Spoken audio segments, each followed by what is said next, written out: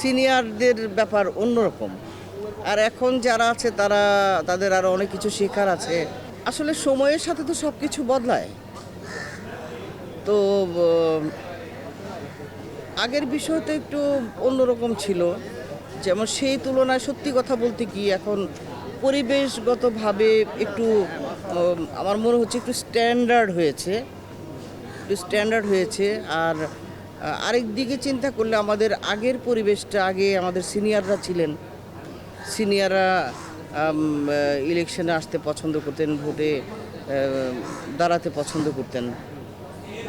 তখন ওনাদের ব্যাপারটা একটা সম্মানের ছিল এবং আমাদের ভালো লাগতো। ওনারা সিনিয়র ছিলেন, তখনকার অভিজ্ঞতা, পরিবেশ সেটা ছিল শিক্ষা দীক্ষায় সব দিক দিয়ে একটু অন্যরকম ছিল। সেটা সৌন্দর্য অন্যরকম, সিনিয়রদের ব্যাপার অন্যরকম। আর এখন যারা আছে তাদের আরও অনেক কিছু শেখার আছে, জানার বোঝার আছে। তো সেই হিসাবে ওনারা পুরানোদের অনেক কিছু ভালো মন্দ দেখে শুনে তারপরে ওনারাও কিছু শিখবেন এবং আমাদের বলবেন, জানাবেন, নিজেদের ভুল ত্রুটি সংশোধন করবেন, কি ওনাদের করা উচিত, কি বলা উচিত, কিভাবে এগোনো উচিত, সেগুলো ওনারা এখন ওনাদের জন্য অতীত থেকে শিক্ষা নিয়ে ওনাদের জন্য আগামীর পথে চলতে ওনাদের সুবিধা হবে।